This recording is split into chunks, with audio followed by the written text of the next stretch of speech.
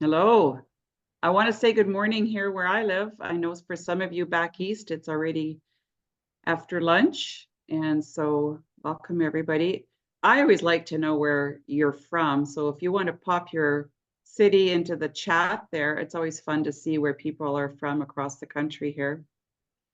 So I'm Doris Livingstone, and I'm the Action for Canada Homeschool Lead. And we've got a fun, exciting, interesting, lively conversation today with our guest, Dan Vachon. And I will introduce him shortly. I just want to go through a couple of things on our website and show you how to find a few things. So here's our main screen.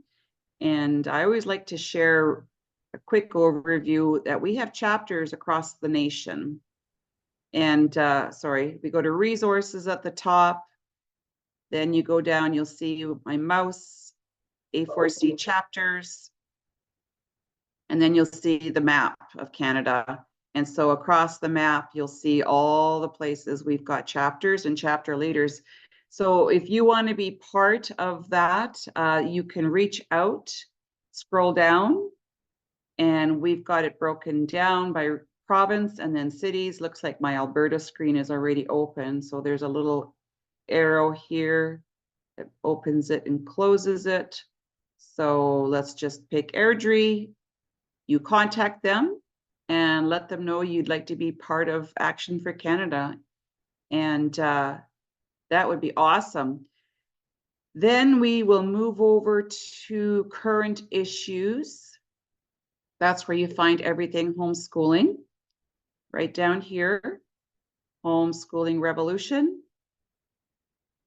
Open that up.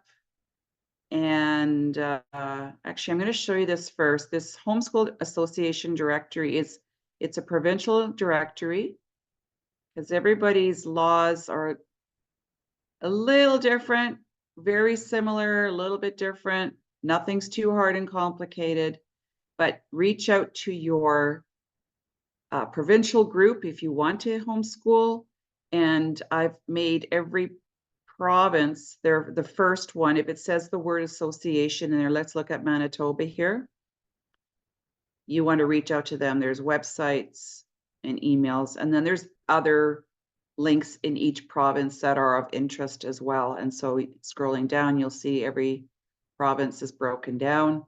I also listed the homeschool conventions. They are all wrapped up now for the year, but they will start up again, most likely after the new year. They start up again. Most of them happen in the spring.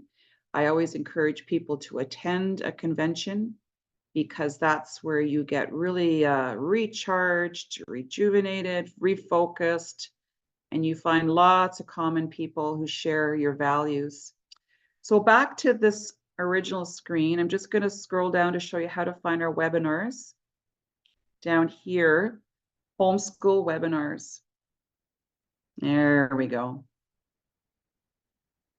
Scroll down. So here's where you can register. This is the one for today. And then all the ones we've done over the last year and a half. And very, very interesting. I had David Hunt on back in May. He was also interviewed with Tanya. I think it was either the last week or the session before. And he's got all the stats on homeschooling and how successful it's working. And these stats are from ages 23 to about 38 and how well they're doing. They're high, like 99% high scores in all categories: socialization, how they do in employment, marriage, do they stay married, how are they committed to the church, are they involved in community events, academics, PhDs, etc. So very interesting conversation there. And Peter Stock, this one here, he's the president of the Homeschool Legal Defense Association. He also gives a pulse on homeschooling in Canada and talks more about the legal end of things and the explosive growth actually that we've experienced actually in the last 4 years. Dorinda Wilson, I'm not going to go through them all, but Dorinda Wilson is a speaker, author, and podcaster. Beautiful soul. And just talking about how to raise boys to men. She's got a phenomenal book out. It's an easy read. And so we've got all their links attached to our webinars. You can access that and order things as well. The other one I wanted to mention here, I interviewed Hester Van Braden. She owns Classical Education Books. So it's a great resource to find curriculum. And especially as we move into the fall, that'll be a question that a lot of people have. So I'm just going to stop there and come back to the main screen. And if you wanted to reach me, I'm at homeschooling@actionforcanada.ca. All right, with that, I'm excited to introduce Dan Vachon. He is our Action for Canada's pastor and the Maritimes Chapter Team Leader. He's also known as Prepper Dan on YouTube. And he's going to show us how to think and learn outside the box, everyday educational creativity, and how to use our resources and skills to build a business. I know that's a big deal for a lot of people. They say, well, how can I work and still homeschool? And so he's going to help us all think outside the box. Dan is a father of 9 children and grandfather to 11 grandchildren. He homeschooled himself as an adult by learning new skills when he moved to rural Nova Scotia after growing up in a major Canadian city. He went on to own 3 farms. His children learned the art of farming, carpentry, electrical and plumbing trades, food security, foraging, and many life skills. Dan will tell us interesting and exciting stories of his own family's homeschooling experiences, which will inspire you to make your own experiences count in your child's learning plan. He will also share his own business ideas that may inspire you to try new ventures in your own life. Welcome, Dan Vachon, and I will give you the floor here. Go ahead. All right. Well, thanks. Thanks, Doris. I appreciate it very much. So I'm just going to share with you like I'm sitting in my living room and you're sitting in my living room and we're all having a cup of coffee. So I'm not going to share with you this afternoon how to do this and how not to do that as a homeschooler. And perhaps you're here today and I recognize a number of you from our prayer team, and perhaps it's your children that are considering homeschooling, or maybe you have some neighbors or people in church that are maybe considering homeschooling. This is the perfect time of year because of what's going on in our public school system. And so just I'm hoping that my life experience will be giving you some ideas of how possible it is just to homeschool in the natural everyday life. My story is very unique. I have over 50 years experience in life and business, even though I'm still in my 50s, and I'll explain all that in a little bit. But, you know, the homeschooling was not necessarily something that we started out as a choice for us. We kind of fell into it. But so let me start at the beginning. So married in 1987 and bought our first house in 1987 in Southern Ontario. And it was a fixer-upper a little bit. It needed a roof and it needed some windows. And my father passed away when I was a year and a half old. So I never had anybody to teach me anything, handiwork or whatever. As a matter of fact, my mother tells me that when my father was alive, he didn't know one end of a screwdriver from the other. So I would have been in trouble anyway.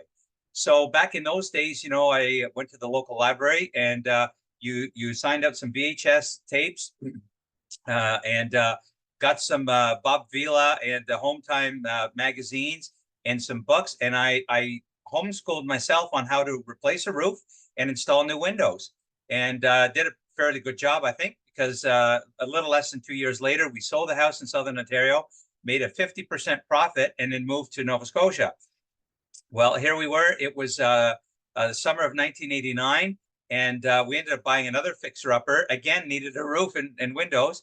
But then in September of 1989, our first daughter, Sharia, was born. And just so you know, back in those days, for a child to enter the school system here, they had to be born by October the 1st of that year. And Sharia was born September 30th at 1 o'clock in the morning. So she made the school deadline by 23 hours. So 5 years later in that would be 1994, she entered kindergarten. So she went to public school, kindergarten, and then grade 1.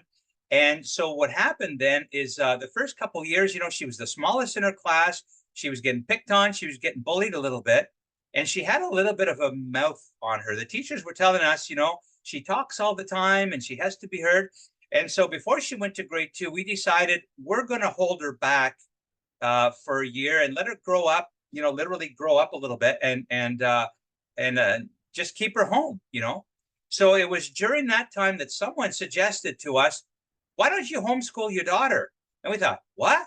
Homeschool? What is that? Is that real? Is that a thing? Is it legal? Is it allowed? But we're not teachers, you know. So what I want to do is I'm going to share my screen, and I don't just want to talk. I'm going to make this a little more interesting for you. So we're going to just go from the beginning here. Okay, so what I want to just basically share with you is we're going to talk about learning outside the box, because when we began to homeschool, basically everything was brand new for us. All right, so by this time, my wife and I had been married for a number of years. By the time we started to homeschool Sharia, we actually had 3 children, and this was my life. So just to summarize, I'm going to jump way ahead now. I had, by the end of my careers, which is where I'm kind of at now, I had spent a little over 20 years in ministry as a pastor and as a missionary in the jungles of Brazil, and 30 years as a paramedic. And so my life was very busy. But in the meantime, in the middle, you know, as Doris said, you know, we ended up having 9 children, a girl, 6 boys, and then 2 girls. And we now have 11 grandchildren. And so with the busyness of this all, I had to homeschool myself, because there's a lot of things that I didn't know. I didn't know a lot of things about raising children. I didn't know a lot about, you know, the do's and don'ts about different things. But now that we had a child at home and she needed to be schooled, there's a lot of things that, you know, we needed to get on from there. So we ended up in 1998, we purchased our first 36-acre farm that we had for a few years. And then we upgraded to this top left hand there, you see a 200-acre farm on top of a mountain. Now that particular farm there, I don't know if you see my cursor there, where the house is there, that's not where the house was. It was actually just about where my son is standing over here. And the house was on an old rock foundation. So when we purchased the farm in the spring, we actually hired a company to come, and we put this driveway in here, a new foundation. There's a brook that runs along here. And we picked up the house and we moved it on a truck and put it on a new foundation there. I actually have a personal YouTube channel, and we have a number of videos where we actually moved the house there. And it was at that house that I taught my children how to do some plumbing, because we added a bathroom in the basement. We added a bedroom. I taught my children how to do electrical work and how to do some drywalling. And by the way, I absolutely hate drywalling, not my favorite. You know, we did all kinds of carpentry work. We added a new roof on that house, and we did all kinds of other work there too. By the way, this house was built in 1880, and this barn was built in 1881. Now, just about where my son is here on this side of the hill, a little side story, there's about a 1-acre grave site as well, an old cemetery. And at that time, I told everybody, I said, you know what, I'm never moving from this place alone. I'm never moving from this place ever. And we had 200 acres here on this property. In the fall, it is absolutely stunning. This is all maple trees, and just the beauty there is incredible. But here's an interesting side story, something that happened while we were there. Back in those days, we were doing a lot of cleanup in the property, and we took a load to the dump. You know, we had a truck and a trailer.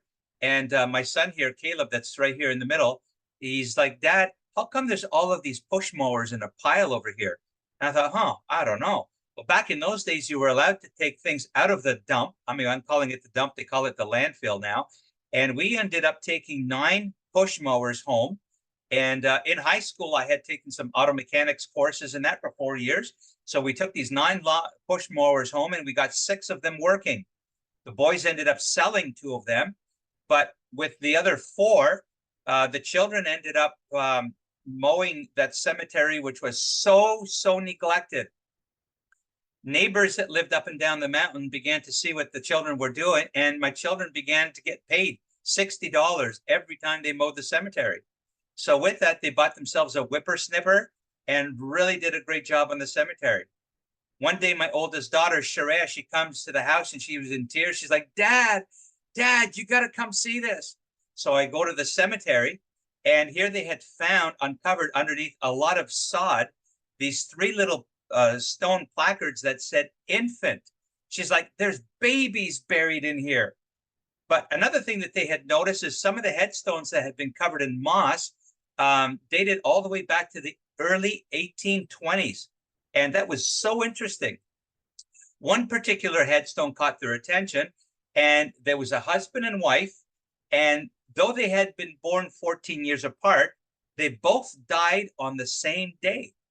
And that got the children kind of interesting, thinking, what in the world happened there? Well, what happened after we had done some discovery is way back on this part of the mountain here was an old farm, and the husband and wife had gotten killed by their nephew on the same day. And further investigation, if you can see my cursor here, to the right here, down the property, way down here, a gallows had been built and the nephew had been hanged on there. So the moral of the story is just simply from going to a trip in the dump, finding some old lawnmowers, learning how to fix them and getting them working, mowing an old cemetery, getting paid for it, finding an interesting headstone or 2, led to a history lesson, then a geography lesson, a job, and a really interesting summer or 2. And for all the years that we lived there, my children had stories to tell about that. So on the farm, on this farm, we ended up having about 450 animals during that time. We raised, we had a huge garden behind this farm that was about half an acre big. We did a lot of hunting. These bears right there are right in our backyard. My children always had horses. You're going to see some of the other animals there. We built a huge smoker, and we did those are just bacon briskets. I mean, if you like bacon, we had bacon. Those are just some of our bacon slabs on there. We could put 2 whole pigs in the smoker that we built there. We had our own pond that we used to fish in that was fed by a stream there by a brook. And, if the kids would say, we want trout for supper, we would just go and kind of catch our own trout. So this was all part of our homeschooling, animal husbandry, farming, gardening, some hunting, some food preservation, and just that kind of stuff. All right, let me see here. This is not advancing. Okay, there we go.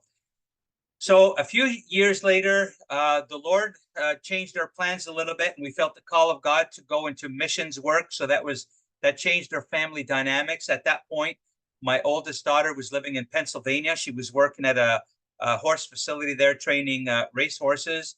My oldest son, Joshua, stayed in Canada to finish his last year of high school. So we ended up with what we're at, 7 youngest at this point to live in Florida, in St. Petersburg at D&D Missionary Homes. But one of the things that we did in our family was they all loved history and museums. And so everywhere we would go that we would travel, we went to museums. And my children, they loved history, they loved artifacts.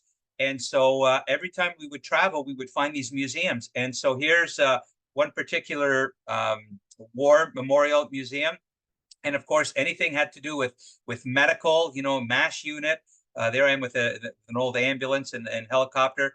Aviation is something that my children were all very interested in too. 3 of my children were in air cadets. As a side note, 3 of my children ended up going into the military. My one son, Caleb, my second oldest son, actually was trained as a sniper in the Canadian military. Now, he had a mishap a few years ago. He actually ended up getting shot and then honorably discharged. So he's only 30 years old. Physically, he's kind of messed up right now, but I'm going to tell you a little bit about him a little bit later on. But here we are in the upper right corner. We did a lot of camping too as we traveled everywhere we go. I think that's in Jacksonville, Florida there. And so my children were always outdoorsy people, and wherever we went, you know, we incorporated some of our homeschooling with that as well.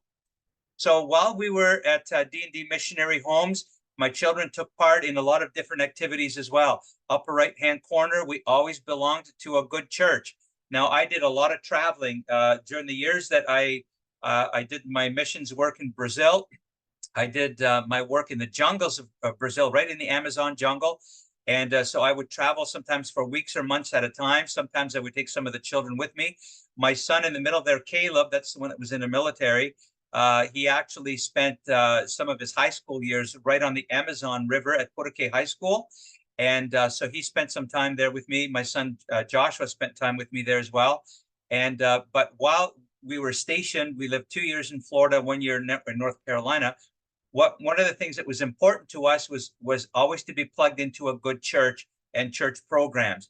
And of course, living in Florida, we lived in Sebring, Florida for a year, which was right near the big Tropicana plants there. Tropicana, not ice cream, but orange juice. And so my children got to experience a lot of different things there too. D&D Missionary Homes, we had 56 different missions, homes, missionaries from all over the world. And so we were privileged to be a part of that. And my children got to interact literally with missionary children, you know, from all over the place. And so bottom left there, you can see we would have regular fellowship meals with different families, hear their stories. On the bottom right there, you see my children had literally friends from all over the world. Some of these are other Brazilian children from other fellow missionary Brazilian families. And so they really got to acclimatize themselves to other missionary friends. Top left, you know, I got to speak in churches. I think I spoke in about 350 different churches in the United States. You know, Florida, North, South Carolina, Georgia, Pennsylvania, Ohio, as well as all of the Maritimes. And some of those churches, sometimes there was 3 people, and sometimes there was 6,000 people. And my family traveled with me, so they were exposed to a lot of things. That older gentleman there, that's Harold Burns. And Harold was a pioneer missionary to the state of Amazonas in Roraima in Brazil, which is where I did my work. And you see on just on the left of Harold there's a bunch of old slides. And Harold, we took care of Harold in his home in Florida. Actually, he gave us his home in Florida while we were there, but we took care of Harold until he died. We went to his funeral, dear old saint. But Harold would set up his slide projector, and he would teach and show my children all about missions and how you know, he would work with the Makushi, the Wapashani, and the Yanomami tribes. And that's what I ended up doing when I was in Brazil. Some of these people, you know, they were tribes that would just kill and murder each other. And then by the time I would get up there, you know, every Christmas they would have these great conferences, and there'd be 600 and 800 of these people just having fellowship together, where before they would just kill each other. Most of these tribes never had grandparents because they wouldn't live that long. But Harold would instill a love for the Lord and a love for missions with my children. So it's important when you homeschool, you have these opportunities to meet maybe, you know, some missionaries or great heroes of the faith and have them tell their stories. They're kind of like, you know, Christian veterans. And you get that chance to as homeschooling people. And then we did a thing partway through our missions work.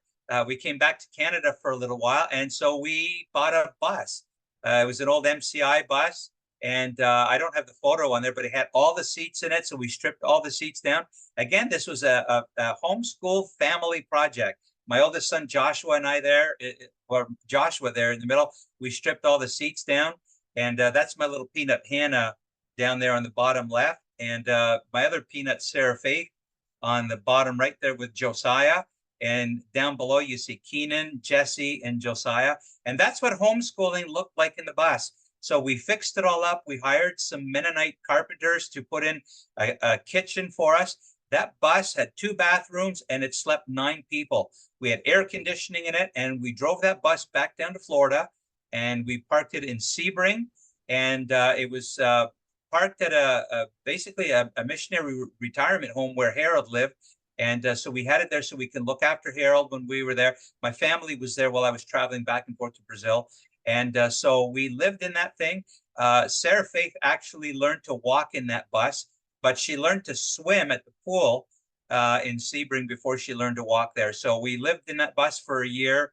And then I would travel with some of the children. We had a van too that slept a couple people that, I would go and say, stay in Georgia for 6 weeks, and I would take 2, 3 children with me, speak in a bunch of churches, then come back to Florida, then fly to Brazil, and come back, and then all the time just homeschooling, and just the children just loved it, and during that time as well, we always had opportunities for some fun. Now it looks like Hannah's not having a whole lot of fun there, so I better explain that. Being residents of Florida, we got to get season tickets to events such as SeaWorld, Cypress Gardens, Busch Gardens, and season tickets for family back in those days was like $100 for the family. A hotel with a suite was something like $35 or $40. And so for those times that I was away for weeks or months at a time, my wife would pack up the kids for 2 or 3 days, and she would go on these SeaWorld for 2 or 3 days. I mean, these places were huge. And so the very first time we took the children to SeaWorld, they had no idea that Shamu, the big whale, as Hannah would call her, Mamu, would actually splash the crowd. And it took Hannah by surprise, and that's why she's so upset there. But I tell you, see the big smile on her there afterwards? She absolutely loved it. And every time we would go to SeaWorld, she would want to sit right at the very, very front. And for years after that, everything that she had to have a whale on it, an orca whale, and she was just in love with Mamu. We were also very big in our children. I grew up with Mr. Dress Up, and maybe some of you did also, with Casey and Finnegan. And so our children just love to play outdoors. You see 5 of my 6 boys there. Josiah dressed as Davy Crockett, and the boys playing, we used to call it cowboys and Indians, that may be frowned upon today, but that's what they did. And they had swords, and they had forts in the woods. Of course, when we had our properties, we had a 36-acre farm, a 200-acre farm, and then later a 54-acre farm.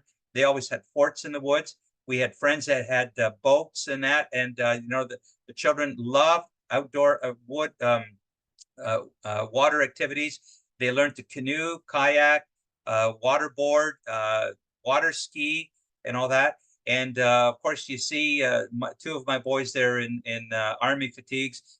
Jesse on the left ended up also going into the military. He is now a paramedic in Moncton, and chose the same career that his father did.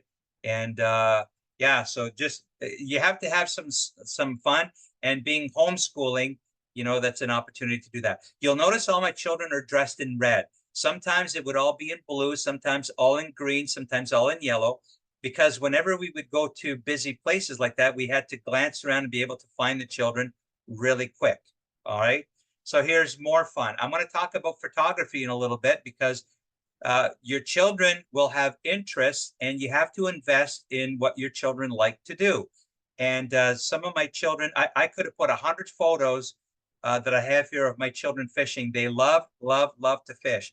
And everywhere we went, we had fishing rods and tackle gear in our vehicles. And it wasn't just the catch and release kind, because their mentality was, if I'm going to catch a fish, I'm going to eat it. And sometimes they caught fish and they're like, I don't know what this is, but we would cook it and we would eat it. We always had horses. We bought my daughter's horse Flicka there when it was just a foal, and it had to wait 2 months until it was weaned to bring it home. But my daughter has owned all kinds of horses. My daughter actually was in training to be a jockey in Pennsylvania in the States. She ended up having a horrible horse accident, training accident, when she was in Bible college in New Brunswick. We were all living in Florida at the time, but she had to be airlifted from New Brunswick to Nova Scotia. The horn of the saddle, actually, the horse flipped over her, and the horn of the saddle perforated her pancreas. And long story short, she ended up having to have her pancreas removed just a few years ago due to a PRSS1 gene mutation disease that she has. One of her daughters also had to have her pancreas removed, and 2 of my boys as well. But anyway, that's a story for another day. But you'll see Josiah up there in the top left getting one of the highest awards for marksmanship, shooting. I could have put probably 50 photos of us here skeet shooting. That's another favorite sport of ours. All of my children know how to shoot.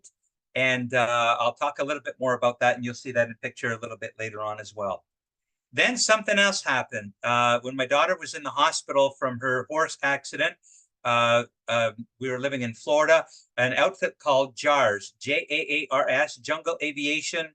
I forget the rest of the acronym now, came to town. And they're a jungle missionary group, and they were giving free air rides in their plane. So we're like, hey, let's go. So there we are, top left side. And then the pilot says, I need somebody to be my co-pilot. So Samuel, bottom left there, says, oh, I'll do it. So here we are. And then we were actually flying over Tropicana Field in St. Petersburg. And the plane starts to go wonky left to right, and Samuel turns around there, bottom left. And then he's like, I'm doing that, Dad. And the boys in the back are like, you better stop that. Well, as a result of that, on the right there, when we get off the plane, there's a camera crew, and they're interviewing people saying, hey, what'd you think of the flight, and blah, blah, blah. And then the guy says to Samuel, what do you want to be when you grow up? And Samuel says, I want to be a missionary pilot. And the tears just came to my eyes because I had never heard that from him before. Now, long story short, Samuel later in his teen years rebelled, fell away from the Lord, but I'm happy to report Samuel now, he calls me 2-3 times a day. Samuel turned to drugs. Samuel walked away from the Lord. He became homeless, but Samuel goes to an incredible church in Edmonton now. He serves the Lord. He has completely dedicated his life to the Lord, and God got a hold of his life, and I'm just so thankful for that. But as a result of that, Samuel got an opportunity by the owner of Missionary Flights International, Dick Snook. You can see him in the bottom there with Samuel. Dick Snook offered to give Samuel personal flight lessons in his personal plane when Samuel was only 12 years old. And so Samuel has a flight book, and he's got some hours logged in. In the bottom left there, you see Samuel in the pilot's seat. Just behind there, you can see a DC-3. These DC-3s would fly 3 times a week to Central and South America, and Samuel was offered to work with Missionary Flights International if we had stayed in Florida. And but an incredible opportunity, and this really made an impact in Samuel. In the bottom middle there, that's actually Samuel flying the plane by himself. He is 12 years old. And the rest of us are sitting by the hangar, and some of the kids are saying, that's not fair. We got to wait till we're 16 to drive a car, and he gets to fly a plane by himself. Well, another opportunity came up from that, because one of our first supporting churches in Florida was the church where a young man by the name of Jamie Saint attended. Now, Jamie Saint's father is Steve Saint, and that's Steve Saint there in the photo. And on the bottom right, Steve Saint's father was Nate Saint. And some of you may recognize that name. Nate Saint was one of the 5 missionaries that was murdered by the Auca Indians in Ecuador in 1956. And so we got to spend a day with Steve Saint. He is the founder of iTech Missions, and they travel through the world. They teach Indigenous people how to do eye care and dental work. And a number of years ago, a movie came out called The End of the Spear, an incredible movie. And it's the true story of how these 5 missionaries gave up their lives. And Steve and his family, his mother, Elizabeth Elliott, her husband actually was one of the missionaries that was killed as well. And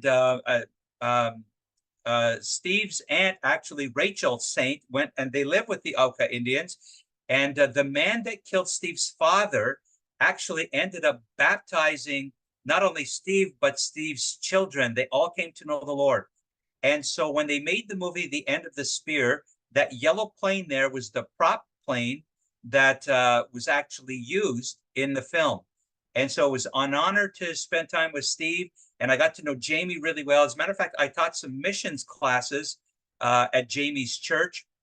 And I got to tell you this story as well, not to brag, but one of the 3 pastors at Eastside Baptist Church there in Ocala, Florida. The senior pastor there left that church to go to the mission field, he said, inspired by our mission story. And so that was just incredible how the Lord worked all that. And so everywhere you go, you see our children have like these matching shirts, and they would get to tell their story too about going to missions and the mission field and being involved in missions. So that was part of our homeschooling as well.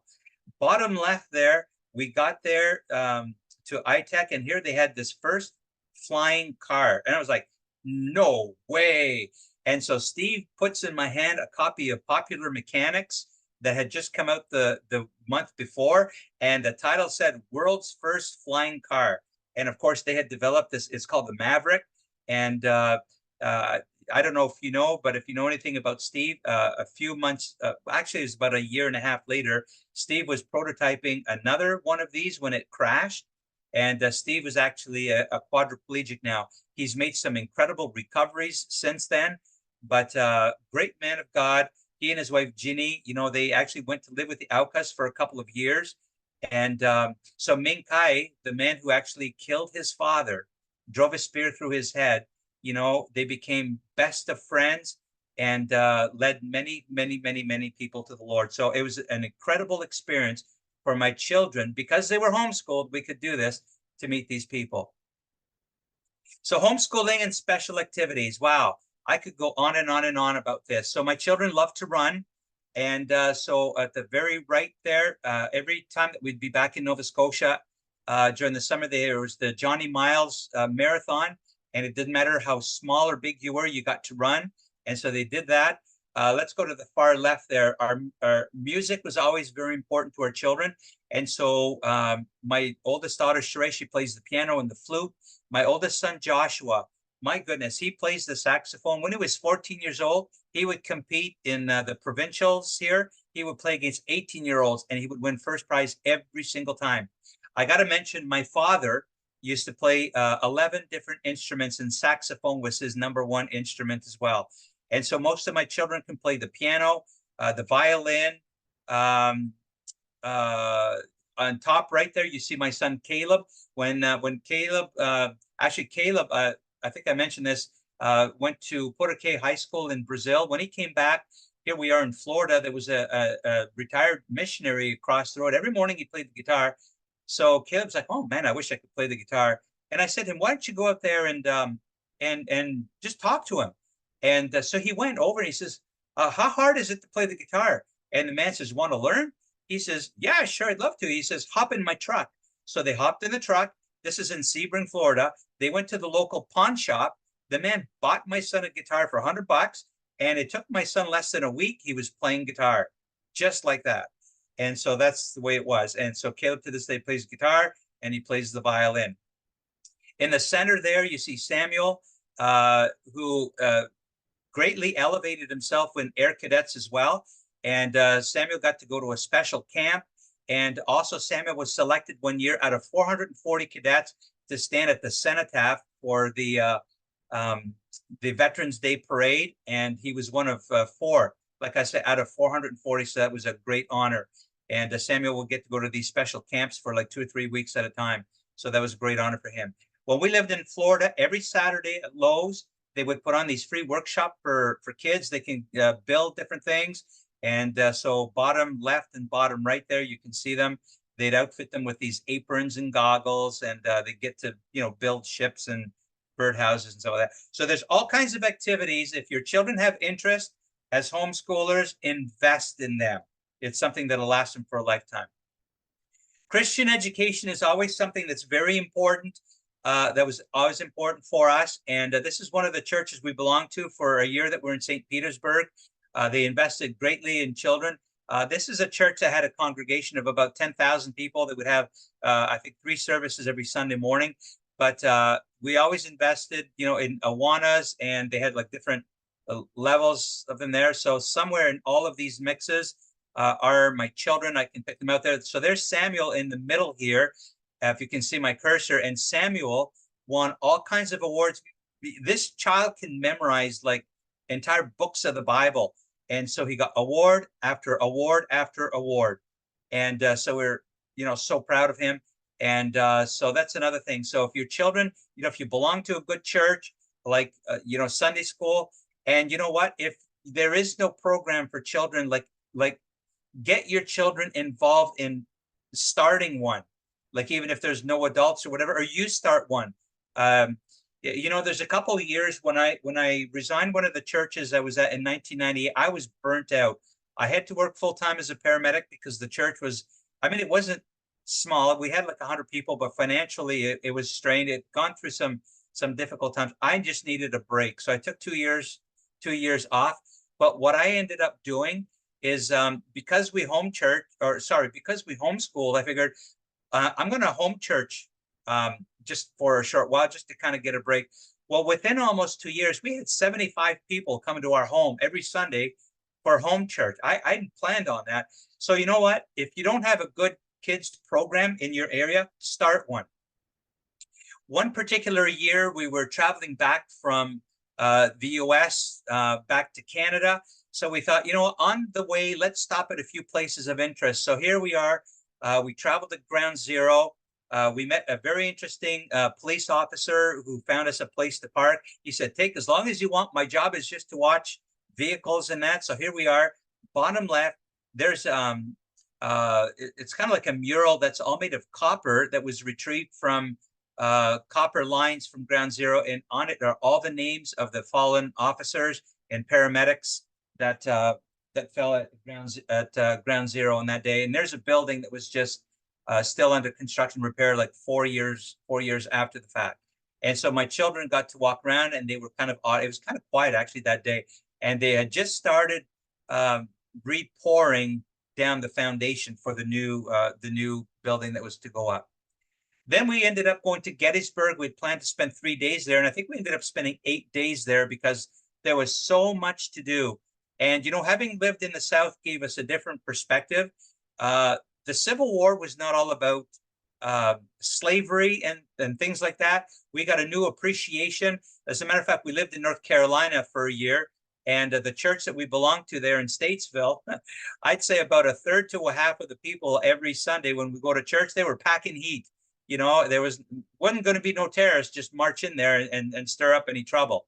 And we actually had a group from that church come up to the church I later pastored in Nova Scotia. They would tell us, we feel kind of naked here because, we can't bring a gun to church. But we got to learn a lot of things about the South, and the South was very big on freedom and every state being able to live as a free state. And so that gave us a new appreciation for some of what the things we're kind of going through today. Now, that top photo there where you see the sun setting, that was the first night we got there. And I stood on the other side of that wooden fence. Of course, that's a newer wooden fence. But across that field gave me a sense, it kind of broke my heart, because to look over that field, the first 20 minutes of the battle on the first day, 5,000 men lost their lives in the first 20 minutes of battle. The cost of freedom is great. And I think the reason why we spent 8 days there in all is because it gave us a deeper understanding and appreciation of what really happened in those 3 days in Gettysburg. That soldier that you see there is a chaplain right down in the middle talking to me. We went to a Sunday chapel there, and he and I probably spent 3 hours total speaking that day. And he said, do you understand that after the Battle of Gettysburg, for the next 9 months, every single building in Gettysburg was filled with Union and Confederate soldiers. It didn't matter which uniform they wore. They shared those buildings as they recovered from their wounds. And he said, Bible League groups from all over the United States came and shared the gospel. And he said close to 80% of the men, before they left, made professions for Christ. And they read the Bible, and they prayed together, and they laughed together, and they recuperated together until they were well enough to go home. And many of them, he said they served the Lord. And these are stories that you never really hear. And it was encouraging for my children to know that and to listen to that and to understand that. Now, on the far left is the most famous photo of the Battle of Gettysburg, and it's a Confederate sniper soldier. Now this photo is doctored up a little bit. And this photo was taken after the third day of Big Round Top, I believe. And so here you see on the top right, a photo of my little girl, Hannah. And every time I show her that photo, she's like, Dad, that's creepy.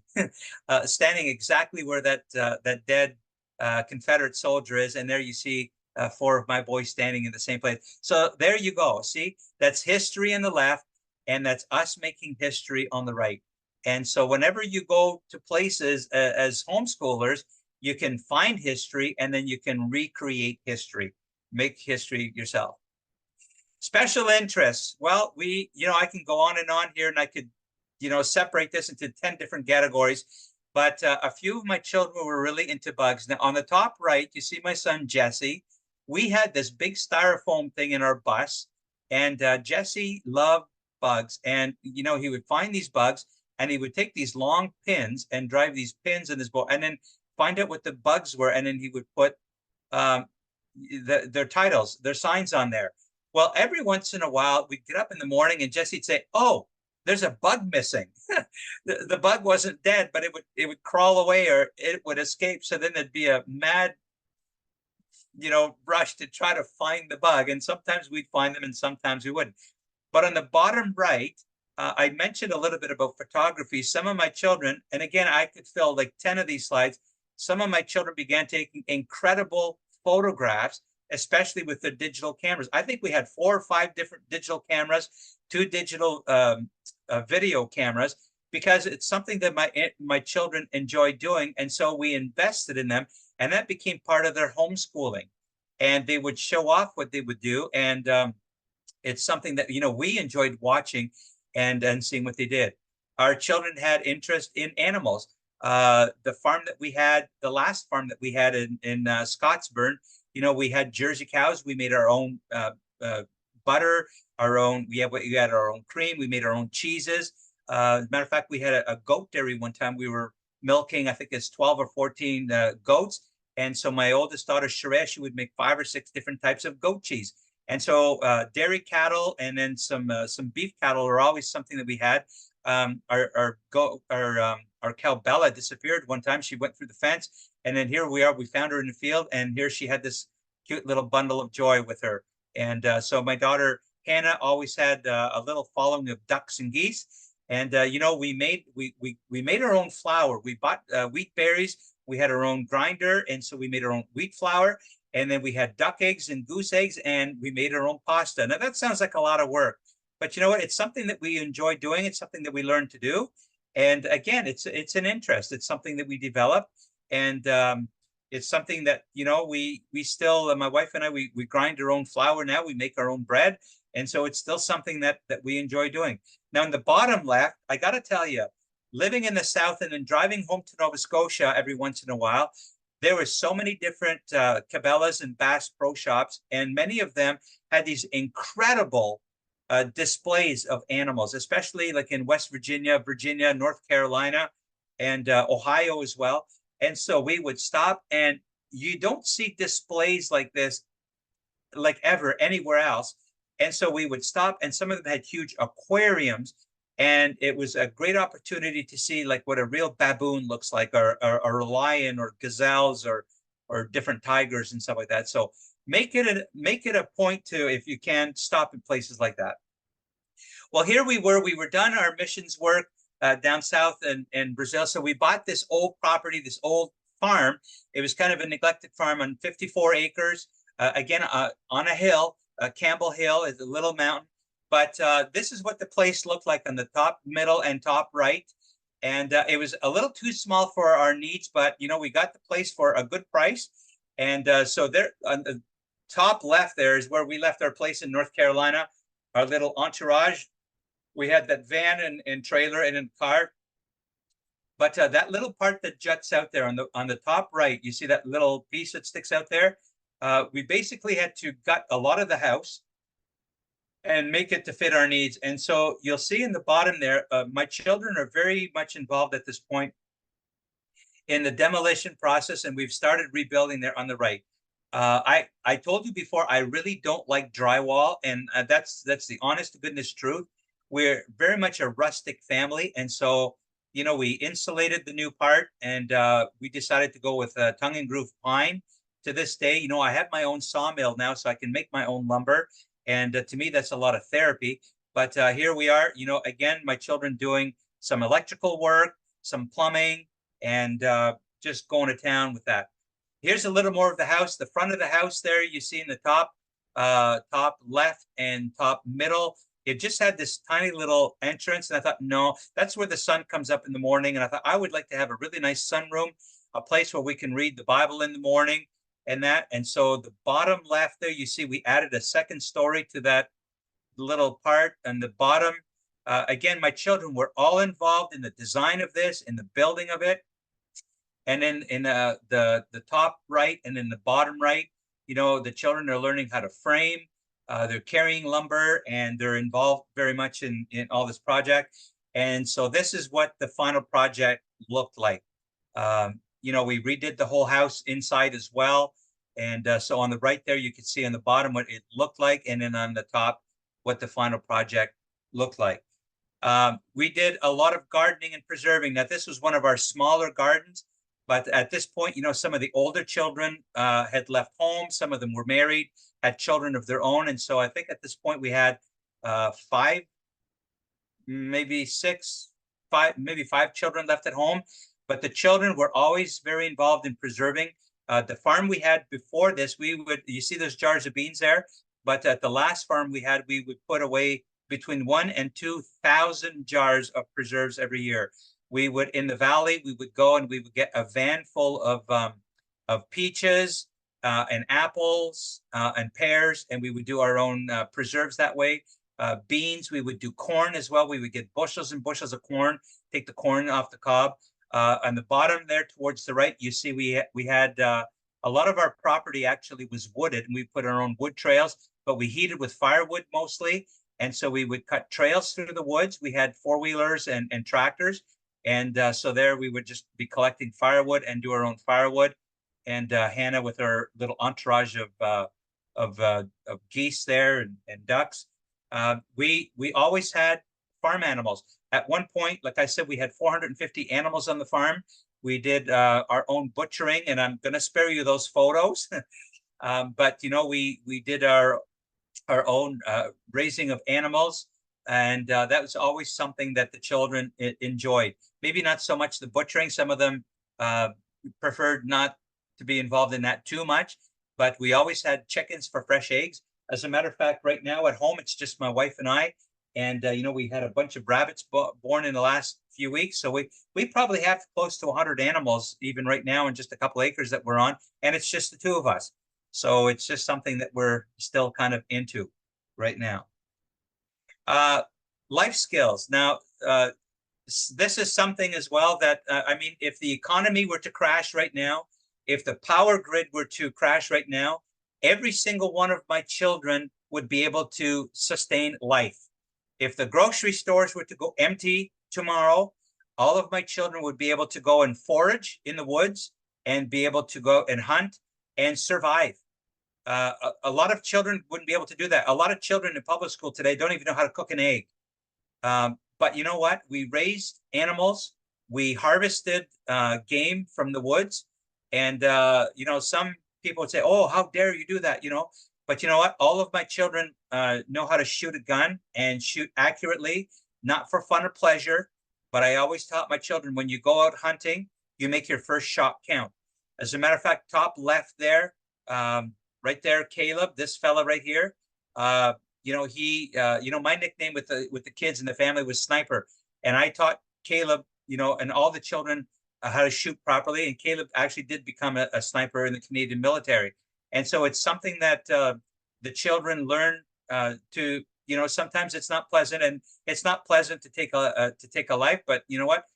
It's a skill that in this day and age you may need to have. And, you know, if you listen to the Empower Hour with our founder, Tanya Gaw, she repeatedly says, you know, to Canadians, never give up your guns, because sometimes it may become a skill that you need for your ultimate survival. All right.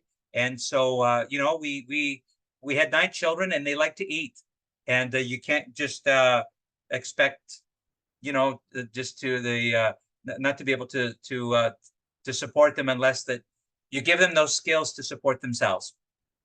So here we were on this 54-acre farm. You could see the bottom right there on the top corner. The house is getting done up, but we had this kind of ugly little baby barn here, and we needed some extra space to put a lawn tractor and the children's bike. So I thought, well, let's design this a little bit.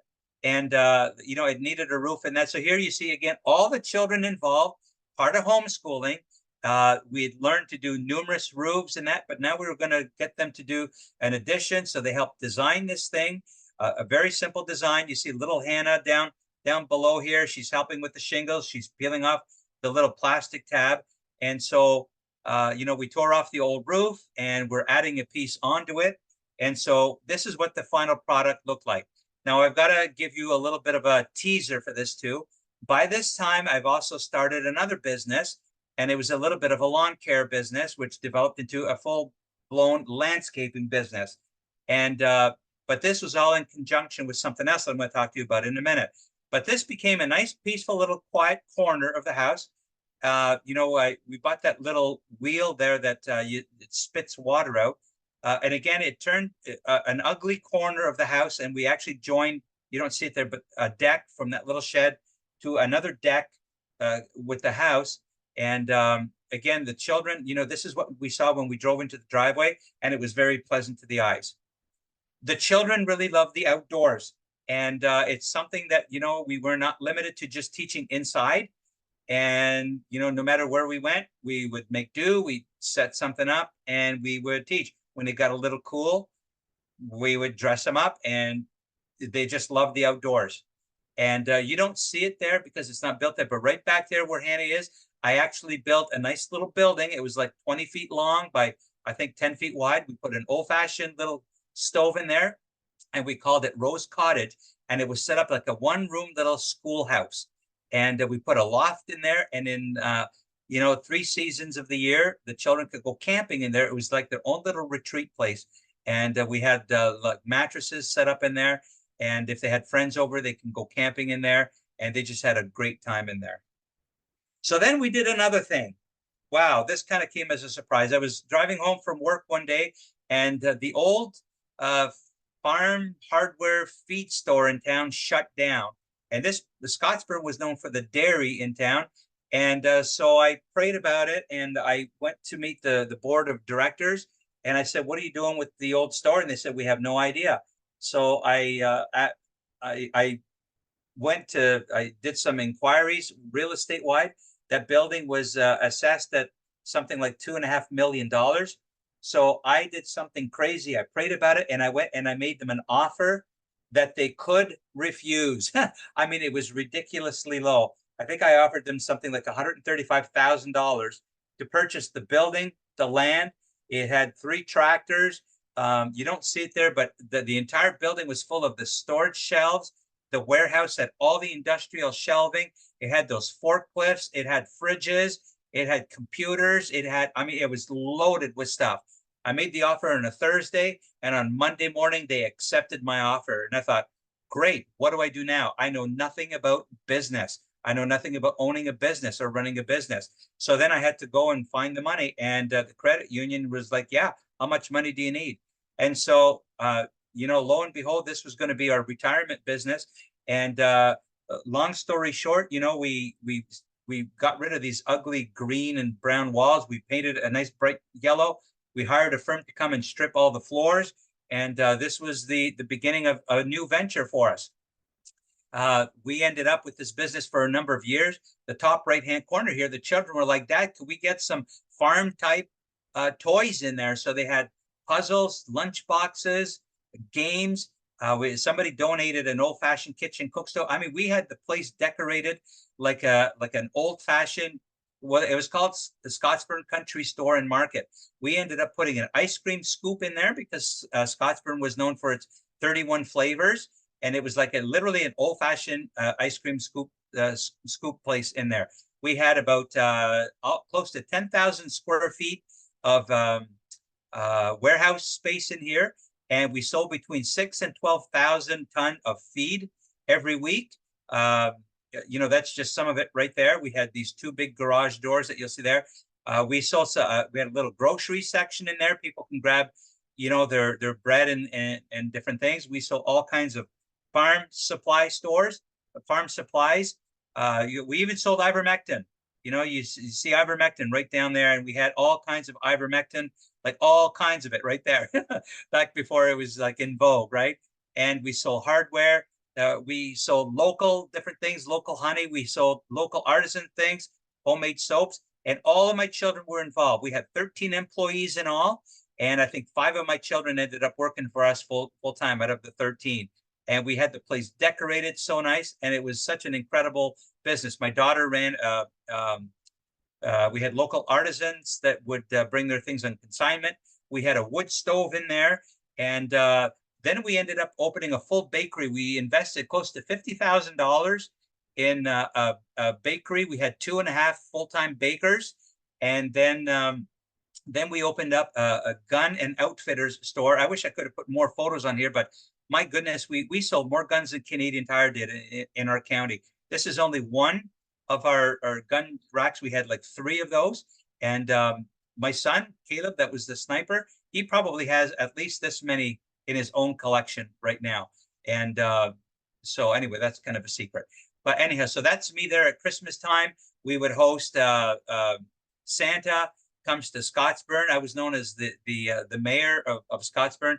We would bring in a piano at Christmas time, and we would have a concert. The children would do the recitals in the community there. We had a little wood stove set up, and part of our bakery and ice cream scoop, we had somebody that would make these cedar tables, and we would sell those, but it was a sitting area, and it was just a great place. We would sell specialized bird seeds, and then we would have little workshops. People can come and build little bird houses, because, you know, when we lived in Florida, people would go to Lowe's and build little things. So we kind of brought the concept here. So that's another little business thing that we did. Then we had kind of a turn in life, and the children grew up and moved on. And then, you know, in 2020, I was diagnosed with complex PTSD. 21 of the 30 years of work as a paramedic, my work involved looking after the Trans-Canada Highway.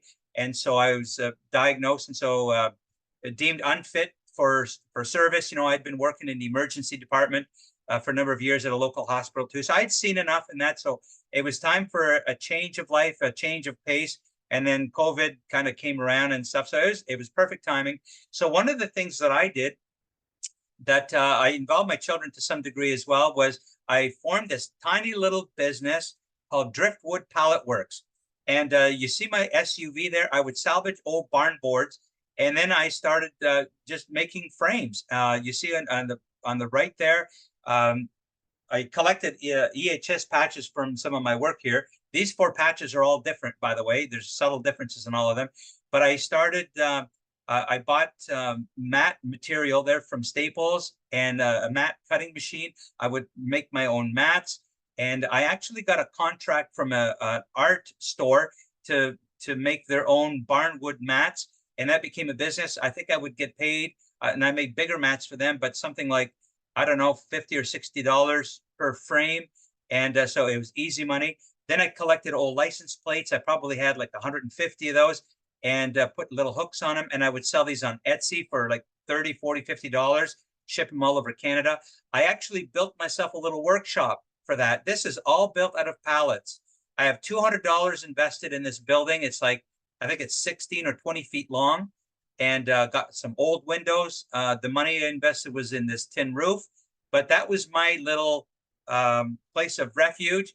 And then I started painting again. You know, I used to paint when I was younger, and then I would, I'll show you just a little bit. I would go to these farmers markets, but this is what I would do just to kind of relax. You know, most of the children at this point were off to their, like, doing their own thing, or moved away from home. At this point, I was having grandchildren, and you know, these things would be selling for like $15 or $20. Again, my neighbor had his sawmill set up. These are just hemlock slabs, but something like this would take me, you know, maybe an hour to paint. This one may be a little bit longer. This one is actually pieces of pallets that I would just join together. This is all pallets. It's all stuff I've made. Here's just old pallets. You hang your sunglasses and your keys with a little shelf.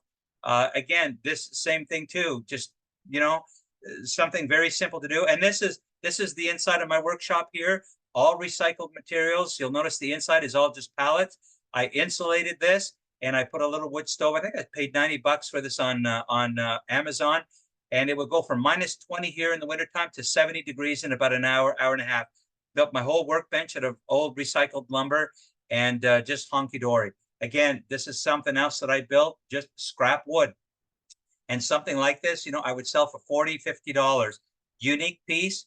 And I would tell somebody, you know, you'll never lose your keys again. Put this by your front door. And it's a conversation piece. And I made all kinds of these. Same with all of this. Just like an old piece of driftwood or barnwood. Same with this, you know, hang your keys on there. Same with this, pileated woodpecker. This one sold the first day that I made it. And these pieces of hemlock, I would just simply put people's like anniversary dates on here with these lovebirds. And again, something else that's simple to make. Okay, we're going to start to wind down here, but some of the things that we always did was gardening with the children. And this is, I built this with a retired Toronto police officer who was also working with other first responders that was dealing with PTSD. And this is something, sometimes my children would come over and, you know, we would spend time here, just so relaxing.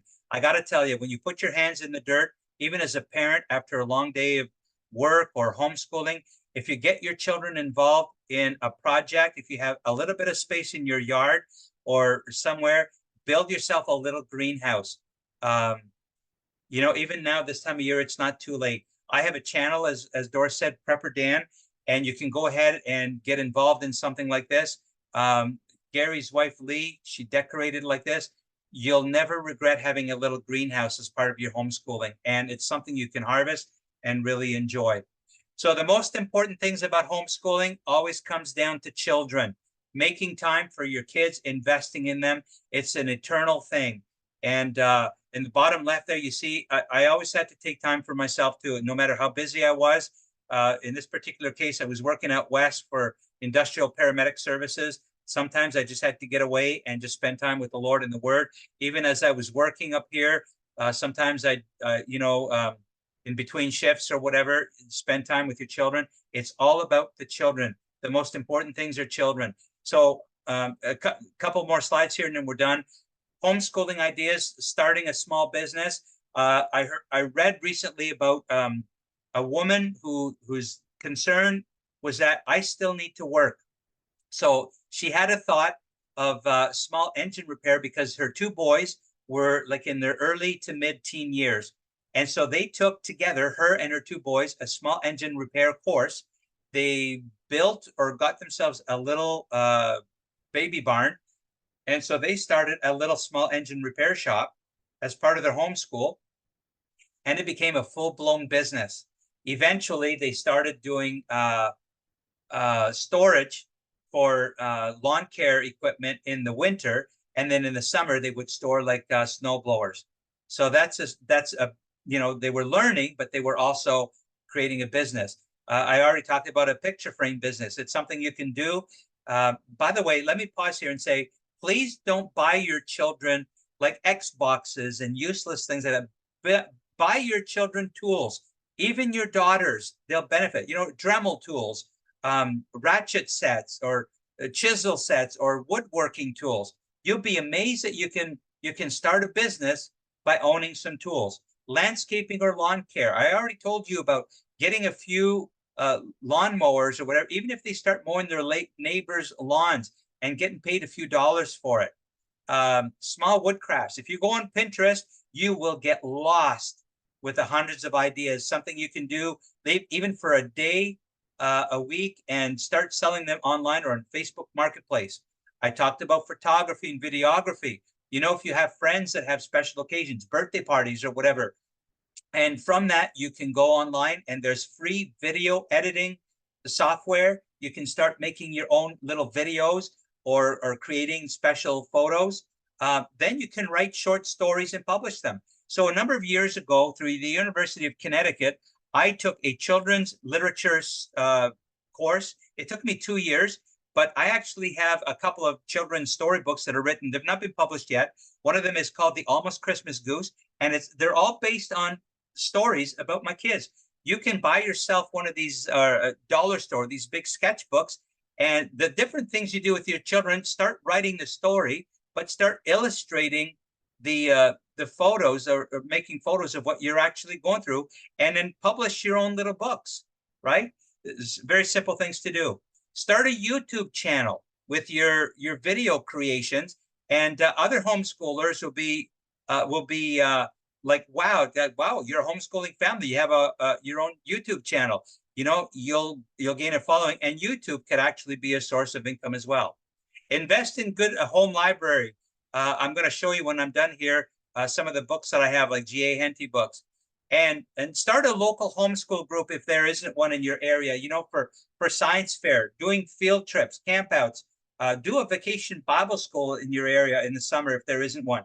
You know, a movie night. Hang a big sheet out in your yard and show a movie. You know, get the popcorn out, or get your kids in the neighborhood to bring up their tents and spend the night, or get special guests to teach survival skills or wilderness camping, foraging, or building a shed. And finally, what does God's word say about the investment of your children? Well, the verse in Proverbs 22 says, start children off in the way they should go, and even when they are old, they will not turn from it. Now, another version says, train up a child in the way they should go. And that word start or train means to dedicate or to set aside. It's a narrowing or a hedging in. You as a parent have that job, not the public school, not the grandparents, not the church, not friends, and not neighbors. It's up to you to start to dedicate your children and to set them aside for a specific purpose. And that's to put them on a certain way. That word means to upon the mouth of. Think of a river. When it comes out, the meaning, it's the word is derek, and it means a road or a course of life or a mode of action, a manner, a certain custom. So put them on a certain course of life. And then when they're old, they won't depart from it, or they won't leave it aside. They won't lay it away, or they won't rebel. Now, oftentimes that is applied to something spiritual, but you know what? It's a proverb and not a promise. And that's the ultimate what we want to do, but we have to invest. And sometimes parents wonder, well, you know, I've taken them to church and I've taught them Sunday school and that, but you know what? It's how much you invest in them. So I'm just going to stop share screen. And I just hope that some of these things have been, you know, of benefit to you. And I've got a lot more things that I could share here, but I'm just looking at the time here. G.A. Henty was born in the 1800s in England. There's probably 122 books of these. We used to make it a trip destination, old bookstores, to try to find G.A. Henty books. You know, they're a good read for boys especially. But anyhow, I've got a lot more interesting stuff here, but the time is kind of short. So I know Doris has to go soon. So Doris, I'm going to invite you to come back on. And thank you, Dan. That was yeah. amazing. I'm feeling re-inspired to do more things with my grandchildren, because my own children are starting homeschooling in the fall. And it reminded me of so many of my own stories with my own kids. I just want to share one. We started, so you're on the East Coast. We were on the very west, as far west coast as you get on Vancouver Island, and a little fishing town. And my husband was asked to partner up to start a fishing, sport fishing charter business. And so one of the things they wanted us to do, well, his business partner said, Doris, I'd like you to start a fish store. And I didn't know a fish from a fish from a fish. So anyways, I thought, okay. So he gave me some contacts, and I contacted them, and we set up a floating boat fish store down at the dock.